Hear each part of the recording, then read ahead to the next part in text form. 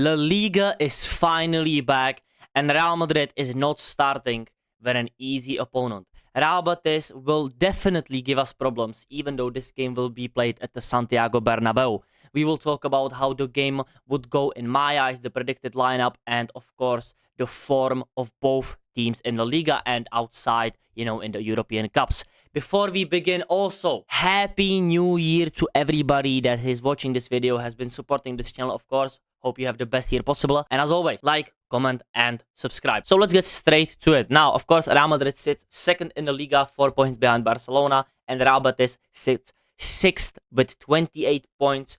And I would say Betis have been fairly impressive this season. I just think their biggest weakness is the ability to actually finish off some games. They are, of course, on 28 points, but they could have been on way more. They have 7 draws. I think that's their biggest problem. Too many draws. 7 wins, 7 draws, and 3 losses only. That's the same, for example, as Villarreal or Atletico Madrid. Even less than Espanyol, who are above them. But Espanyol just wins more games. Now, Real Betis have had some tough games as well, of course, as a game against Barcelona when they lost 5-3, I think. They have been fairly impressive, as I said before, and especially their away form. 2 wins, 6 draws, and 0 losses. Now we are at the half point of La Liga, as you could say now, and they have still yet to lose a game away. Now this is, of course, an away game for Real Betis, which makes me even more stressed out about this Real Madrid team, because we know last season at least we were performing well at the Santiago Bernabeu.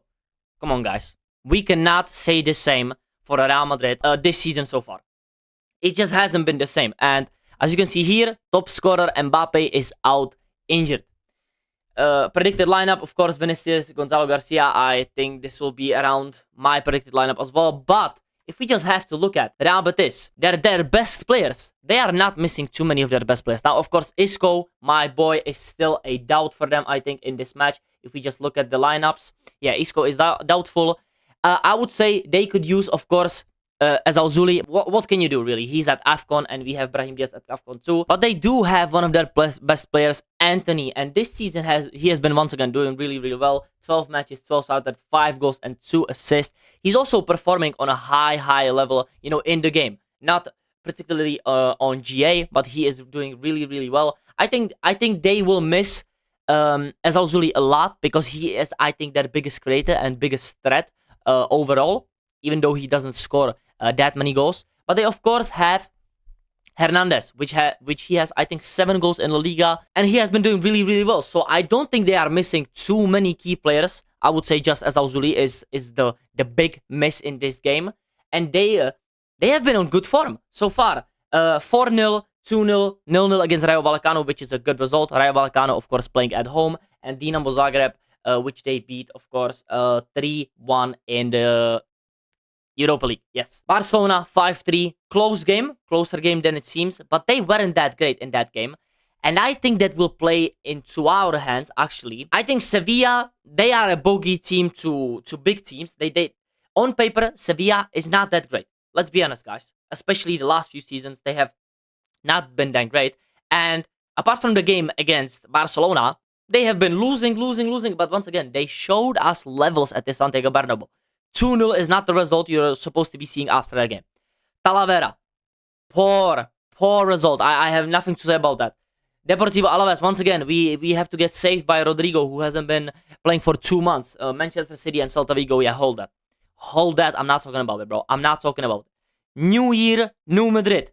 Please, let's turn up against Real Betis with the goal in mind to actually perform and play good football. Guys, this is going to be one of the toughest games of the season, period. And if we lose this game, it could actually change the trajectory of everything. If we lose this game and Barcelona win, I think La Liga is done. You can maybe call me reactionary, but 7 points behind. And Betis is really and truly capable of at least getting a draw at the stadium. They have lost 0 games away, as I said before, and we don't have Kylian Mbappe. This will hurt us so much that we might not even score a goal. It is so possible. Now, of course, I'm not going to predict to score 0 goals for Real Madrid. I think Gonzalo Garcia is a good fit for this game. but it just depends how Xabi Alonso lines up. I'm going to do my predicted lineup at the end, but I think Vinicius Jr. and Gonzalo Garcia will be starting, and that's why I think we might not score a goal. Because Gonzalo Garcia, let's be honest, guys, he needs service. Trent Alexander-Arnold is still injured. Alongside with, of course, eder Militao as well, which I forgot to mention, which is also going to be a huge miss, but more on Gonzalo Garcia now. If we don't play Arda Güler, Gonzalo Garcia will once again have zero service, and he will just be running for nothing. The game, for example, against Talavera, I think he was a bit underwhelming, in my opinion. And in the league games that he played, I just don't think he can play without a complete creator. Like a guy that creates so many chances that Gonzalo Garcia will find at least one of them. But he needs those chances to be created by someone. And nobody in this team, for Real Madrid, in this particular predicted lineup, is doing that, in my opinion, apart from Arda Güler. But is Arda Güler really going to start? Is it going to be Fede Valverde that's going to be starting that? Or, I don't know, Camavinga is back as well. We never know what's going to happen with that. So I think Gonzalo Garcia, for me, he should be starting this game because there is nobody else to start at striker. Maybe we play a 2 up top with Rodrigo and Vinicius, but I just don't see that with Xabi Alonso. That brings me to my next guy, Vinicius Jr. Vinny, maybe you could be, the creator, because if we look at your assists, for example, in the Champions League, you have more assists in the knockout stages than almost every player in history. Is he not the best assister in history already? My brother, if Benzema still played for this team, Vinicius would have double the assists as well. Vinicius, when he played with a proper striker, Benzema, who was actually in the box, who could head the ball, and he could find those pockets and the space to actually finish. He was a great chance creation player. Now it's at, of course, his chances created is at 76%. I remember it every single season before Benzema left. It was at only the few seasons, when he started at Real Madrid, it wasn't up there. But the seasons when Benzema was here, it was at 99%. Every single year. He was that good at creating chances. So Vinicius Jr., of course, chances created, that's cute. But on the other hand as well, Kylian Mbappe is once again missing from this team. And if you put up the same performance you did against Manchester City when Rodrigo outperformed you completely. Rodrigo was our best player by a mile. He even scored a goal. But you, Vinicius Jr., you played cheeks. You were awful in that game. So this is a game, once again, to prove yourself. And if I'm going to be honest, do I believe in Vinicius that much that he's going to outperform the likes of Antony in this game? I don't know. I think they will have a similar game. But if he does, I mean, what better chance do you have, Vinicius Jr., to turn your season around? Please perform, because it's your chance to actually do something. But if he doesn't, and Gonzalo Garcia doesn't get the service, and the midfield once again doesn't work, I'm telling you guys, this Real Betis team is gonna be a problem. And you know why? I just think Antony has something in store for us. It's always these players that, they're kind of memey, or they have previously played for a club, I don't know, United or something like that. They have something about them. They always score against Real Madrid. It's either this kind of the weird player, they have something about them, or the player that has previously played for Real Madrid. We've been knowing that. But if we turn up once again at the Santiago Bernabeu with the mentality, oh yeah, this is Betis, we have the best players and this and that, and Vinicius Jr. is doing skills and cannot pass a single ball, we're gonna lose this game. It's as simple as that. We have to be 100% for this game. Don't get it twisted. Real Betis, of course, they concede a lot of goals. They do concede a lot of goals for a team that is in 6th place. But that speaks volumes how good they are offensively. They are so good offensively that even if they concede a lot of goals, they will just score. They will outscore you or get a draw at least. This is my biggest problem with Madrid. If we concede a goal first, it always looks like we have never seen a football pitch before. And that is what Real Betis is completely completely capable of in this game. And that's why my predicted lineup is going to look a bit different today. Of course, we need something different. Now, Courtois, Asensio, Rudiger, Huijsen, Carreras, I think it's pretty standard. I think this defense is going to be starting because we have no other choice. Maybe Raul Asensio will be benched for Fede Valverde. I mean, sure, Fede Valverde at right back, I think it's a safe bet as well. Rudiger and Huijsen, put it in the bag. The game against Sevilla, just put it in the bag. Never look back. Especially Huijsen, you need help, my bro. You actually need help at getting back to your best. Because the Club World Cup sold me a dream. Bournemouth sold me a dream. Where are you? What is you doing against Sevilla? In the first 15 minutes, you look like you have never seen a football pitch. Honestly, so please do better against Real Betis. Courtois, no point talking about it, bro. He's the best keeper in the world. Carreras, I think he has been doing good. But once again, please don't get scared. It's a bigger game than normal. It's a bigger game. And Huijsen and Carreras in bigger games so far this season have been cheeks.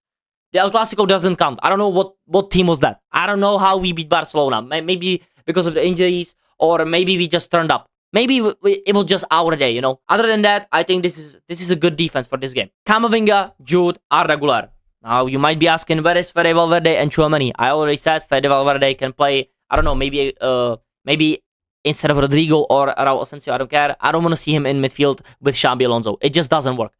Now, Tchouameni, I just want to see Camavinga perform. I think Camavinga offers something more than Tchouameni, and if they can play together, I would play that as well. But Xabi Alonso doesn't really do that, bro. How many times have we seen Camavinga and Tchouameni play together? Not many, because it's either Camavinga benched or he's injured.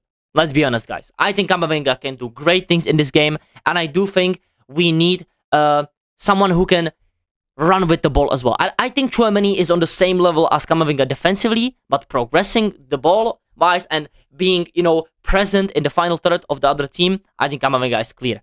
Jude Bellingham, Arda Güler, I think it speaks for itself. I think Jude Bellingham has to run this game for 90 minutes. He has to be running the game for, I mean, if it's pressing, if it's starting the attacks, helping defense, anything, I think Jude will be perfect for this game. And Arda Güler, as I said before, we need a creator to unlock Gonzalo Garcia. If Arda Güler doesn't play, I don't think there is any point in playing Gonzalo. We might as well play Jude Bellingham as a false 9 at that point. Let's be honest, guys. Let's be honest. Rodrigo, Vinicius Jr., right wing, left wing. I think Rodrigo and Vinicius, they have to perform. There is no game where Vinicius Jr. and Rodrigo cannot perform. Rodrigo, of course, has something in his bag, right now. He's been performing really well in the last 3 games. He has been scoring, assisting. So, just continue. Vinicius Jr., I've talked about you enough. And Gonzalo Garcia, the same. Now, is this actually going to happen? I don't think so. Xabi Alonso, you are a bum. Let's be honest, guys. Xabi Alonso is a bum manager. He doesn't understand the team at all. He's technically awful. And if it comes down to the substitutions, I think he's the worst manager in history of football. I have never seen a guy make so many wrong decisions in in-game management. It's actually disgusting. It's disgusting how bad he is in in-game decisions. But if he can get at least closer to this lineup and, give Gonzalo Garcia a fair chance with a creator in the team, I think we can beat Betis close. It's still going to be close. By a minor, I don't know, some form of brilliance from one player. I think if Arda Güler gives enough balls, to Gonzalo Garcia, gives him enough chances, I think Gonzalo Garcia can score in this game as well. Once again, if Gonzalo Garcia is playing and he doesn't have a player that enables him, there is no way Real Madrid is winning this game. Because if Vinicius Jr. is continuing to play like he did against many other teams this season, cheeks, and Rodrigo doesn't turn up, it's completely possible, I think we are losing this game. So, if Xabi Alonso decides to enable the front 3 with Arda Güler, I think we win 2-1. If he doesn't do that, close game. I'm going to be honest, it's such a close game. So, my final prediction is going to be 2-1 Real Madrid for this game. Of course, let me know down below your prediction as well. But I'm going to be honest, guys, it's not going to be easy. It's not gonna be easy. This is a game of fine margins. If Real Betis comes in, scores the first goal, and decides then to maybe, go back a little bit and press Madrid when needed, once again, completely different game. And I have learned from this season enough to be like, okay, Real Madrid can win this game, but is it gonna be easy? Hell no. Hell no, it's not gonna be easy. So 2-1 with, some heart in that. Some New Year's resolution, type of prediction. And yeah, this is gonna be my prediction. Of course, if you have enjoyed this video, like, comment, and subscribe. And on Sunday and Saturday, there is going to be watch-alongs for both Barcelona and Real Madrid. So make sure to tune in, Love you guys as always, and make sure to tune in next time. Peace out.